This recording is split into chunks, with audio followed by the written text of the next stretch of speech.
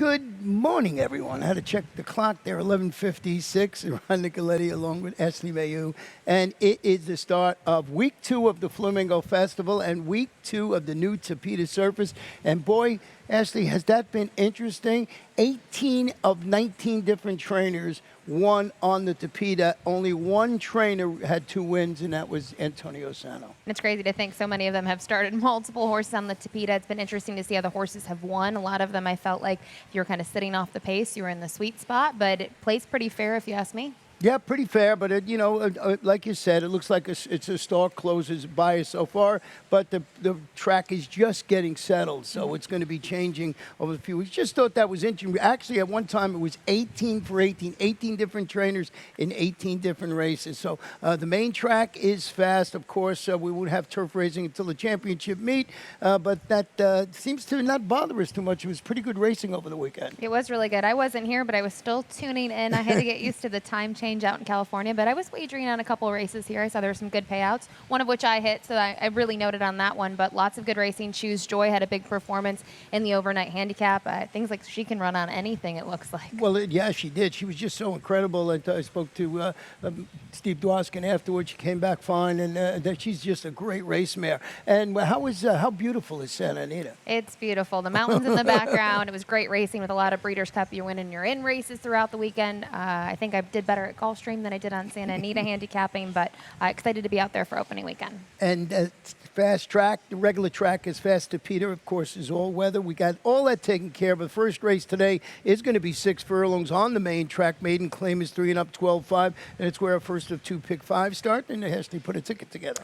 Went a little deeper in my pockets today, $54 instead of my usual $36 ticket. I think in the first race, Doo-Wop Don's the horse to beat, but I've said that a couple times now, and he's been second a couple times, so I use a couple other horses, the number 2, Heaven's Tale, and the 7, Dr. Roger. Race 2, I just go 2 deep, 12-5, claimers, fillies and mares going 5.5. Like the number 2, World Gone Wild, and as always, the other horse I like is the number 6, My Destiny for David Fox. Race 3, 2 deep in here, Touring Egypt looks tough, as well as the number 7, Syllabus, and then with that coverage, I was able to spread a little bit more in race 4. I thought this was a challenging race, mile and 70 yards, maiden special weight competition for 2-year-old fillies on the Tapeta. Use the 2, 3, and the 4. I think the 3, 5 prizes, a second-time starter for Todd Pletcher looks tough. As I mentioned, also use the 2 and the 4. And then in race 5, a wide-open starter allowance for fillies and mares going 7 furlongs on the dirt. Use the number 1, Brambleberry, the 4, Sky Chaser, and the morning line favorite, the number 6, Don't Get Cozy. I think looks pretty tough in that spot, a 9-time winner locally. I know we agree in that last race, but I don't know about the others. And don't forget, we forgot at the top one other thing. The Rainbow Six starts in race number 3 today. $450,000 jackpot guarantee. So we started off, I don't know if you put Doo-Wop Don on top. I did. I'm going to give this horse one more chance. And we're just going to go back and show you this horse's last race just real quickly. First, we're going to show you the pan of the start when this horse breaks slowly in that race. And I think this course there, you see number 8 horse in there, Doo-Wop Don, just, falls back. And, most of the way around the track, this horse had to carve out a wide trip just to get in motion. Then we're going to pick it up. And I just thought ran okay in here. And you can see a great weight by Bob upstairs to circle the horse. And there you see runs okay after the bad start. But as you mentioned, had a couple of chances already for Eddie Plesser Jr. And you mentioned the slow break here in this race on September 18th. I think the thing to point out, Citizen West, I believe it was Misael Jaramillo for Louis Russell, got to the front and was able to stay there with some decent fractions for that level. So obviously things were against Doo-Wop Don. He is probably the one to beat in here. I use him on top, but when you look at his record, I couldn't single him. I thought about making him my best bet of the day, but I figured if I singled in race 1 on the card, I may be in a tough spot later on. Well, we just differ in our second selection. You went with the number 2 horse in here, and that's Heaven's Tale. Yeah, this one's 15-1 on the morning line, trained by Jeff Engler, a first-time gelding. Last time out, disappointed, actually exits that same race as Doo-Wop Don.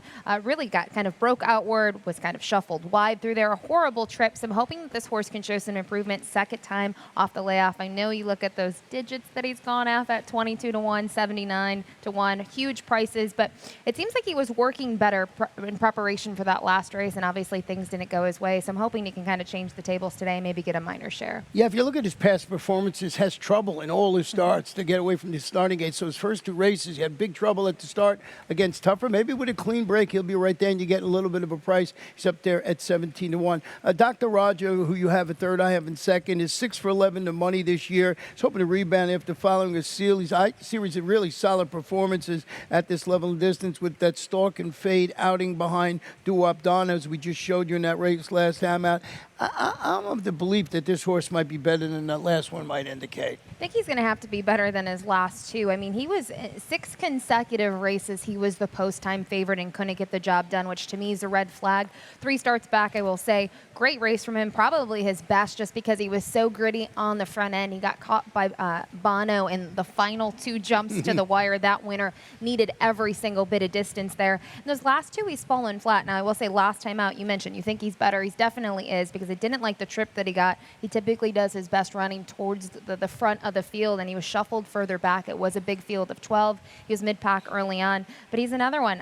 He's left me as a woman scorned several times now, so I used him a little lower just because I know the potential is there for him to show better, but he's been flat in his last 2. You know, ridden by the apprentice, Franklin Callis last time, going to get reunited with an aggressive rider. No knocks on Franklin Callis, but Emma Seals, you know, one of the top riders here. It looks like he'll get this horse interested early. I went with the number 4 Camptown Races, gelded some Fury, kept Corey, debuting for Henry Colazzo, Lasik, steady work tap. That's just, you know, I thought maybe I would throw a first-time starter in there because totally not sold on Doo-Wop Don in that race, even though we both have it on top. Race 2 this afternoon. We're going to stay on the main track. It's 5 1/2 furlongs. These are claimant fillies. 3-year-olds are 4 and up, non-winners of 3 in life. 12-5 down to $10,000. And we both went with the number 2 World Gone Wild, who's stretching out. We're just going to show this horse's last race. We're going to pick it up from the 3/16 pole when she closes the score by a neck. I thought she was pretty game last time out. Very game, and got that perfect stalking trip in that field of 7 and just really needed every bit of distance here. You can see Our Love on the run.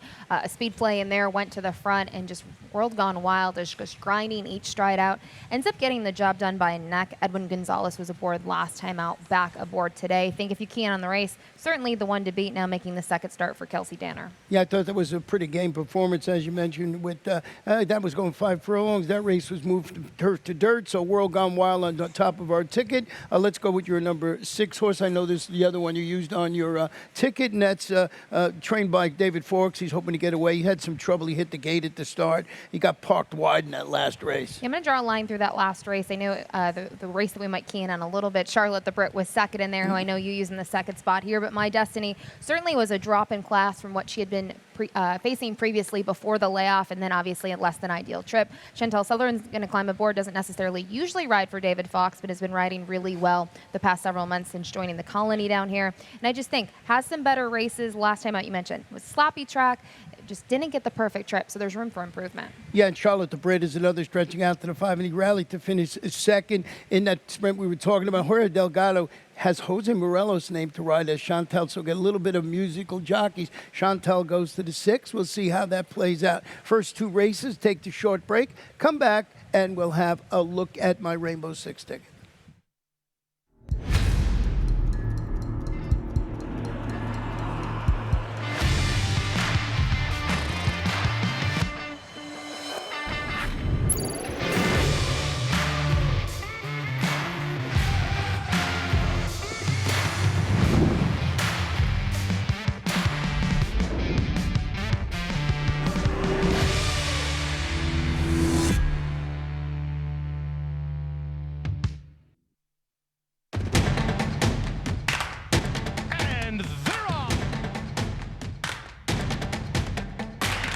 in the 2-path.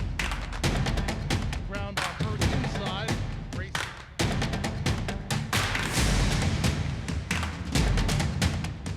Got a quarter of a mile to go, and he's 6 on top. Last of the 12 as they roll into the backstretch. Welcome back to Gulfstream today. Ron and Ashley. Third race this afternoon is where the Rainbow 6 is going to start. It's about 1 mile and 70 yards on the Tapeta for fillies and mares, 3-year-olds and up with $12,500. Let's take a look at my ticket, and I went 43-20 once again, and I went 3 deep in here. I thought this was a tough race with Touring Egypt, Lady Painter, and Syllabus. I know a couple of horses that you used. 4th race today, really nice 4th race. I went 3 deep in there with 5 prizes. It was the 3, Magnolia Road, and I got some interest in the number 1, Sandpiper Memories. In race 5, just 2 deep. I think it's between Don't Get Cozy and Sky Chaser. Race number 6, my best bet is Ethos today on the Tapeta. $550,000 Son of Ghost Zapper in for a 20 tag, so a little bit of a red flag.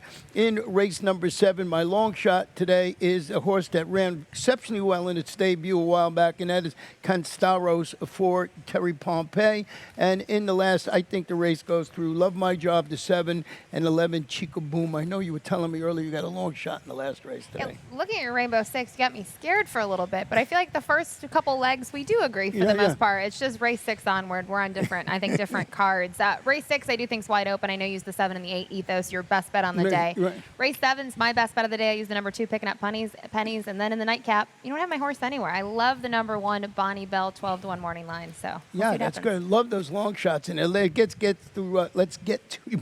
I don't know what I just said. Let's get to race number 3. I'm very excited to be back here after a couple of days off. About a mile, 70 yards on the Tapeta for fillies and mares, 3 and up. And we both went with Touring Egypt, who's changing barns, going to the Sol Matos barn after the claim, debuting on the Tapeta today at the 12 level. He hit the board in 2 or 3 turf races at the 16 level. The barn is good with limited sampling of recent claims, but even money on the board. I don't know about that. I think this is the horse to beat. Even money's a little short to take in this spot just because you look at Touring Egypt and she's been there but hasn't gotten the job done yet in her career. I think last time out's her most disappointing performance. If you ask me, she was 5th. She was favored in there at the $16,000 level. Before that, she had a streak of 2nd, 3rd, or 4th place finishes, sometimes against better, sometimes at the $25,000 level. Goes to a new barn that's 2 for 6 off the claim, and she, the barn previous connections did well with her, but the barns had a really good past meet, 22% here at Gulfstream Park. Yeah, I mean, it's absolutely the one to beat. I mean, the only unknown is how this horse will handle the new surface, the Tapeta. So even money, I mean, the one to beat. Do you single in the Rainbow Six? I'm sure a lot of people win. I believe on your early pick 5 ticket, you used the number 7 Syllabus in second. Needs to get a clean start today, bumped at the start. Also had some trouble, a little bit of trouble in the second term when finishing 3rd. Yeah, when you look at the last 3 races, the 2 best efforts have been on the turf, 1 at 5 furlongs, 1 at a mile, but both times has had problems out of the gate. So that is a concern. I think in terms of trip, I kind of like where this filly will be with the way that Tapeta's been playing. I think this one's going to be off the sweet spot, kind of stalking off the pace and making that light run. Last time out, 52-1. I obviously don't think I'll get that today, 4-1 on the morning line, but hopefully things go right for her because she really needs to be sharp out of the gate. And we basically got the same 3 on top. The other horse being the 6 Lady Painter was going to give the Tapeta a try today. Breaking from the rail last time, I went up track the pace, faded to finish 5th. But that turns out to be an okay race. It produced a couple of next out winners. It was going 7.5 on the grass. Robert Smith is the trainer, Sammy Camacho, handling the stretch out. I believe, I don't know how many, but I think 17 of the 19 races last week, one of the horses that won have ran on the turf, not the last start, but at some time on the turf. So that's the key we've been using. If they run well, okay on the turf, we sort of translate it to the Tapeta. Yeah, and I think when you look at this filly, there was improvement second time out. She slightly stretched out from 5 to 7.5, a little bit more of a stretch out today. You know me, I love my Beyer speed figures, so there was an improvement there. But the big thing is, second in her debut was Jalen, who she had to face next time out, who won that race. So it was nice to see that one improve. She did have problems in the debut as well. She was off last out of the gate. So I think she's one that, in terms of the other horses we talked about, she's lightly raced. Yeah, she's lightly raced. And, I think the race, and probably right being even money on the morning line. Really nice 4th race this afternoon, about 1 mile and 70 yards on the Tapeta. These are maiden special weight filly 2-year-olds. And number 3, 5 prizes. This is a $330,000 daughter of Bernardini debuting locally on the Tapeta. Yeah, and this is a nice half to a local stakes winner and a graded stakes place, Louder Than Bombs, who just won their last start here at Gulfstream Park. In terms of the debut, it was at Saratoga over the yielding turf course. Obviously, that sounds like a tall task on debut. You look at the level, and then you look at the kind of the moisture in the turf course. Tired in there, so obviously this is going to be a different surface, synthetic. It's interesting to see Todd Pletcher 0 for 6 on the synthetic. I'm not too worried about that. Does really well with maiden second time out, and then you'd see who's in the irons, Edgar Zayas. Yeah, Todd being, you never know what those races were where he had to go to the Tapeta surface. So, you don't put much stock in that until we get a sampling of how these horses and all horses run here on the Tapeta. I think you start looking at those. You went with the number 2 horse in second here, and that is Palmach, I think. Second time starter for Matt Cassie. We always talk about the 2-year-olds from the barn being red hot. I know the stat for maiden second time out here, not as strong as on debut. Edwin Gonzalez was aboard for the debut. She actually took some respect in there. It was about 4-1. Ocean Safari, though, was simply much the best. And this one kind of just got tired in there. So it's interesting to see this one second time out, stretching out in distance and on the new surface. But I like that Edwin Gonzalez stays aboard. The number 4, Magnolia Road, is stretching out to the distance we've been talking about 1 mile and 70 yards on the Tapeta. Close to finish third in a recent outing, going 7.5 on the turf. Antonio Sano, as I mentioned, he's now the only 2-time winner on the synthetic surface there. He's got some good, the ROI is $5 or something like that, but that was just, the limited sampling over last week. Miguel Vasquez named to ride. Yeah, and this one was third in that same race that Palmich exits. I think my concern with this filly, look at her record. She's got those 4 starts. She's kind of just hanging around for shares. I mean, you look at her races, she's been 3rd or 4th in all of them. And I think when you look at this race, we've talked about horses with race day experience. The one thing we haven't touched upon are the first-time starters. And I see that you use the number 1 Sandpiper Memories. And I just wanted to make a note here. Sandpiper Memories and Beechnut Trophy, the 2 for Safi Joseph Jr., they've been workmates. I've been watching the workouts that you can pull up the September 18th one on XBTV. We've actually been working out with another filly who hasn't made it to the races, Millennial Condo, and I think these are the better of the 3, these 2. Personally, I thought when I looked at them, I liked Sandpiper Memories a bit more from what I saw in the workouts. She seemed to kind of really be getting into her stride late, so it's going to be interesting to see how the firsters for Safi do. Yeah, and here we go with that angle. We always talk about 12 morning workouts showing in preparation for this assignment. Is that good? Is that bad? Did they need time to get this horse to the races, Safi, so far? And these numbers are, you're just throwing them out there. 1 for 7 on the Tapeta, but I don't think you factor that in at all with MSCL Jaramillo handling the inside post. Safi, usually his first-time starters, they're better second time out. Right. But this horse, with MSCL Jaramillo, I just thought could be somewhere on the ticket. Yeah, and like I said, out of the 2, when I saw the works, I kind of like Sandpiper Memories a bit more from what she showed. I couldn't see that most recent work, but I believe the same 3 horses I mentioned were working out. Bullet Drills, they're both owned and bred by Ken and Sarah Ramsey, so I guess take your pick, I guess. Yeah, right. What about the 7, Hot Penny?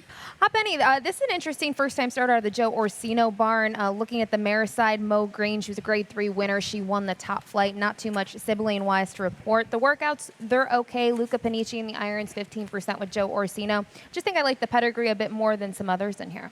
Good, Godfather reference with Mo Green, so I'm liking that. Let's flip the page. Go to race number 5 this afternoon, and this one is 7 furlongs. Starter allowance for fillies and mares, 3-year-olds and up, $20,000 or less. Field of 6 to kick off the late pick 4. Yeah, field of 6, and I'm going to take half of them here in the first leg, the 1, 4, and the 6.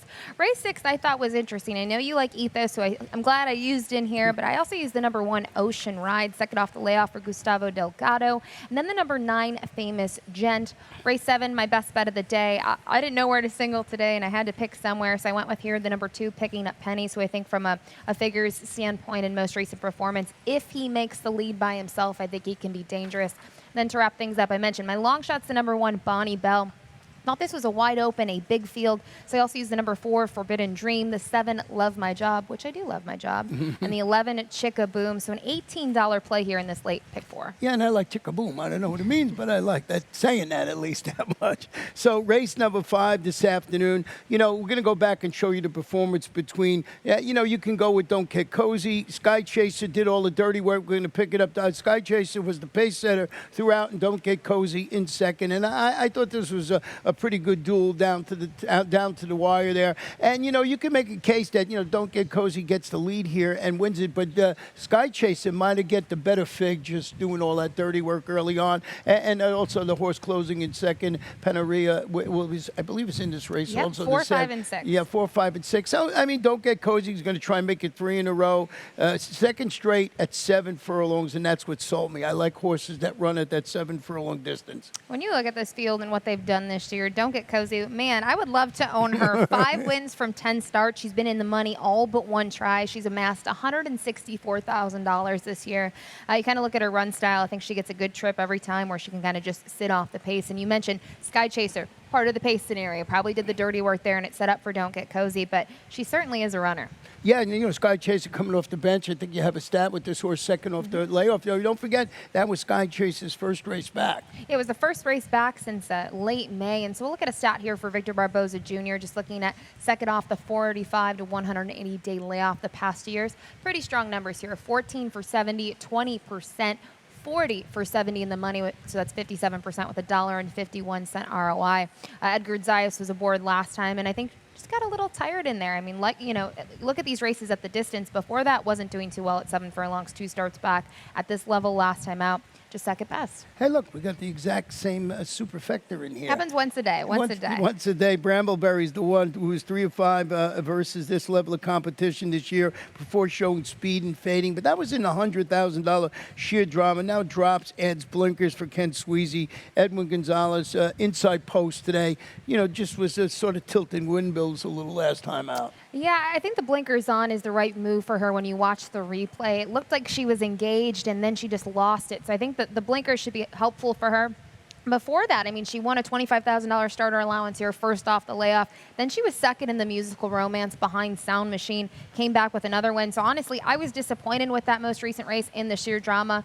We talked about the winner was a very big upset. Starship Bonita hadn't won a race in several years. I think it was 3 years, and the last time was the addition of that race. So don't read too much into that race. It was very wonky, but now she's making her second time off the layoff. She could improve. Yeah, I remember that very well. That was my long shot that day. You cashed, I know that.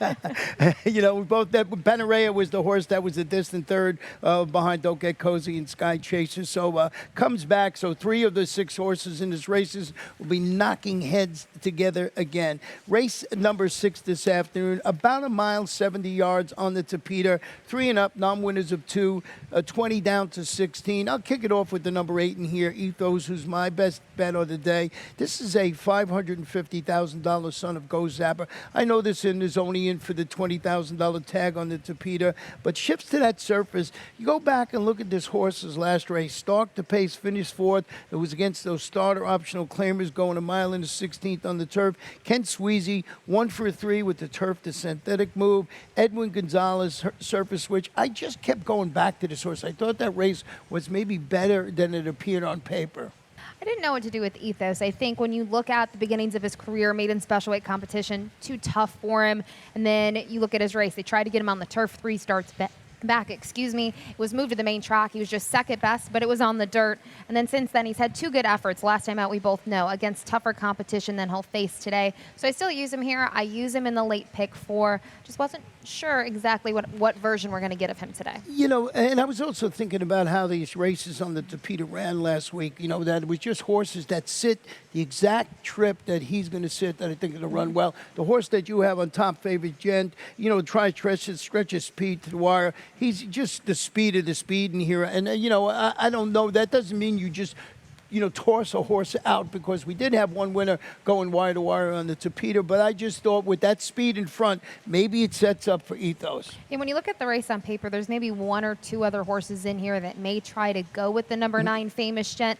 I just thought last time out it was a pretty good showing at the level. Mr. Axel was the winner of that race. It was going 7.5, so he's going to need to extend himself a little further, which may be a little bit of a tall task for him.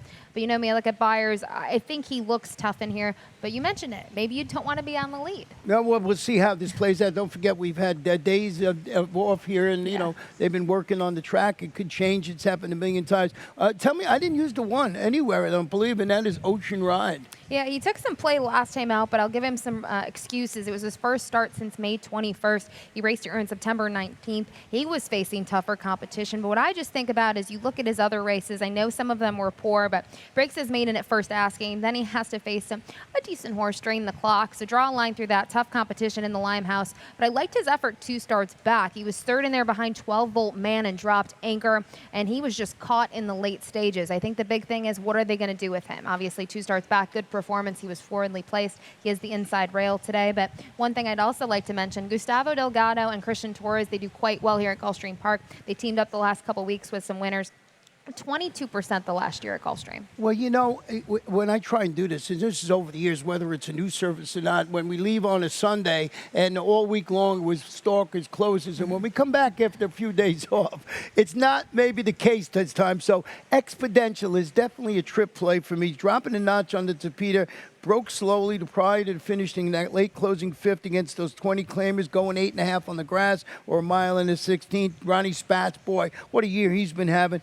And once again, I think this, if the track plays the way it did last time, I think this one sits a perfect trip. Yeah, he's actually been really solid in his last 3 efforts. I know last time out he was beaten by 2 1/4, finishing 5th, but pretty good race there against $25,000 claimers, going a mile and a 16th on the turf. I think the distance is what he needs. You're talking about the trainers. Ron Spatz has 1 synthetic win from 1 start. I believe it was Light Fury who won on the synthetic. So you mentioned he's having a great year. Really good connections as well. Let's go to race number 7 this afternoon. 6 furlong starter optional claimer, 3-year-olds and up started for 35,000 or less, or the tag of 35,000. You know, I agree with you that picking up pennies is the one to beat. So let's start with your single here. Just when I look at this race, it's 6 furlongs on the dirt. You're looking at the pace scenario. I think if picking up pennies makes the lead in here, which very well could, I think this horse is dangerous because we saw that last time out. I know 2 starts back, didn't make the lead, was just second best behind Ensign Parker, but last time out was much the best, favored. Really hasn't done anything wrong in his career. It's Safi, it's Edgard. When I looked through the races, this was the most confidence I had in a horse on the card. Well, you know, my long shot today is the number 1, Ken Staros, who we're going to go back and show you this horse's debut performer. We're going to pick it up because it's just a sort of a window dressing. This was the horse's debut at the $35,000 level on the dirt. It was just so impressive that afternoon. And I mean, this was, you know, back in February during the championship meet. Now, they tried the horse on the turf last time, but we haven't seen the horse since, so maybe something happened in that race. So keen off that performance. Terry Pompey, strong workouts, at least solid workouts over the track, showing in preparation for comeback. So coming off the bench, maybe this horse, I'm going to look at it as a second-time starter on the dirt, trying to get a little bit of a price. Did this one go to the lead and look picking up pennies in the eye? We'll find out certainly in a couple hours. You know, the maiden score was just really impressive visually. Right. You mentioned they tried the turf. Okay, draw a line through the turf race. This is an interesting angle. Over 6 months off, this is something that Terry doesn't necessarily do that often. I mean, she's 0 for 6 on 6 months plus, but turf to dirt angle strong. We already know this horse likes the dirt. And looking at that last race, I mean, the winner was a nice horse. Fulmini's no joke on the turf. So you mentioned the good workouts. I would say they're strong, 47 flat most recently. They've been evenly spaced for the most part. So interesting sneaky play there. And Miguel Vasquez, who started the week off the new Flamingo meet with a bang, won 4 races, I believe, last week. So he's in the saddle today. And then I used the number 4 horse in here. I'll touch on this one, Creative Cloud. Turn it back to the sprint distance, rallied to hit the board in one of 2 recent races against state break claimers for Safi.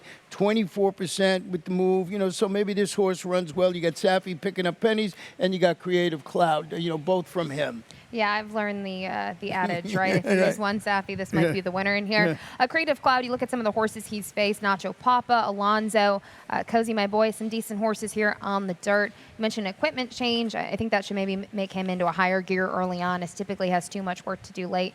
He's one I didn't use. I was between the number 6 Gump, second off the long layoff, and the 7 Hero Tiger. Hero Tiger is one that is going to certainly step up in class from that most recent effort, but the recent form's been pretty strong. And Chantal Sutherland, Juan Avila teaming up up today. So we'll see how Ken Stados runs, or is it picking up pennies? When you handicap the race, it's the two. When you're looking for a sneaky, maybe you go with the one in there. Final race of the afternoon, about a mile, 70 yards on the Tapeta. And this one, maiden optional claimer for fillies and mares, 3-year-olds and up to Florida breds, or the maiden claiming tag of $40,000. Nice full field to end the day on the Tapeta. And I'm turning this over to your long shot. Okay, I have a lot of notes here on Bonnie Bell. 2 starts, both sprinting on the turf, one in March at Tampa, more recently here at Gulfstream Park.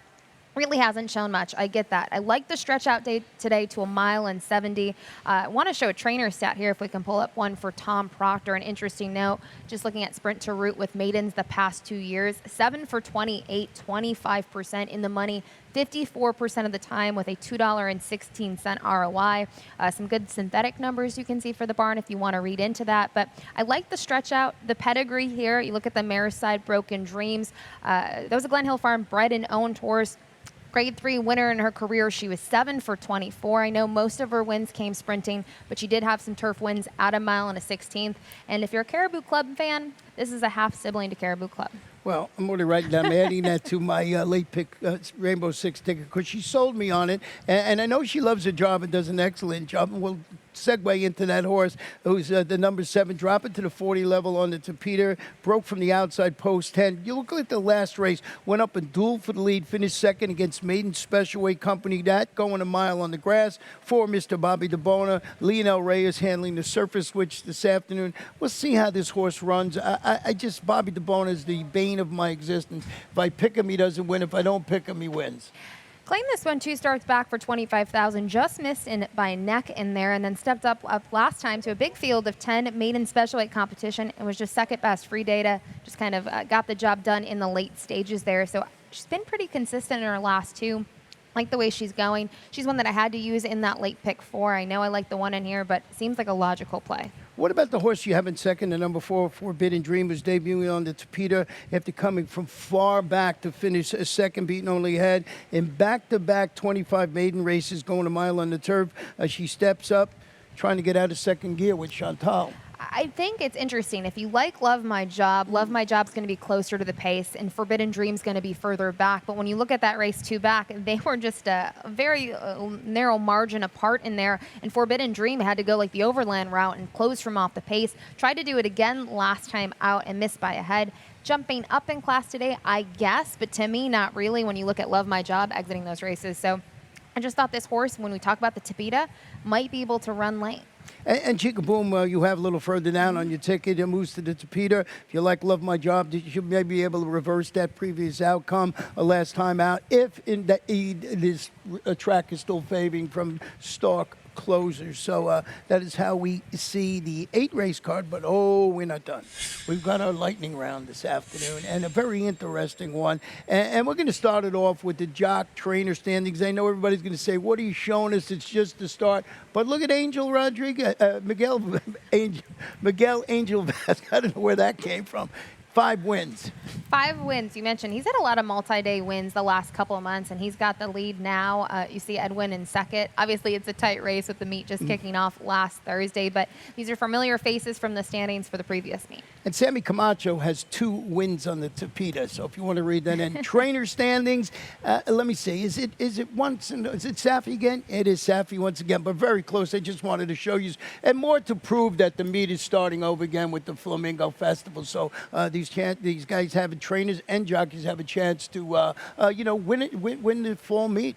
Yeah, and you look at this, no shocks there in terms of the trainers, really. They all did well in the previous meet. Obviously, Safi had a double-digit lead on everyone in there, but it'll be interesting to see how it pans out here. I think the big thing, as we've mentioned, there's a different surface involved. We don't have turf right now. We have Tapeta, so I think that'll maybe change the standings a bit. You know, in our big program, the handicap report, whatever it's called, where my analysis is, and back the page, they tell you what trainers are doing good on the Tapeta very early, but you can use that as a guide to check out all the different stuff, and it's right there in the program. I'm hoping, I didn't see you last weekend, I was hoping on Sunday you bet this horse, Torquato Tasso, who won the Arc at 71-1. Yeah, I wish I would have bet that too. I might not be here today if I had enough to win on this horse, but a huge upset in there, really big performance overall, and I feel like that's one race. First off, I want to go to the Arc someday and witness it, but it was a very exciting rendition. And it was, if you go back, and we couldn't get the replay, but you can go back and find it on YouTube. This horse just closed on the outside, German bred, German connections, just ran by, and that's the beauty of it.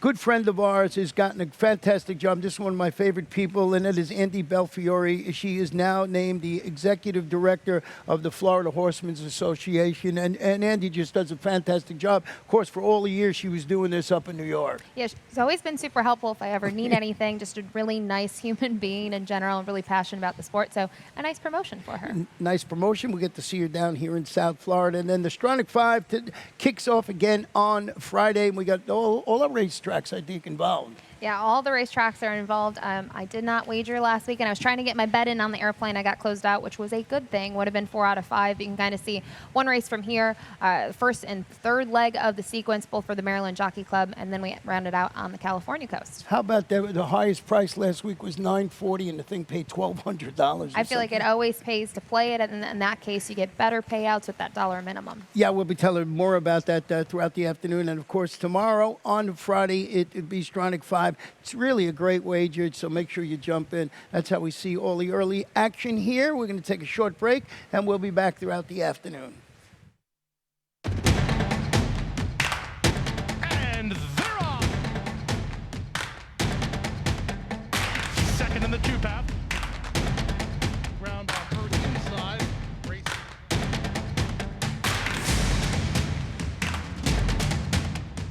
And a quarter of a mile to go, and he's 6 on top. Last of the 12 as they roll into the backstretch.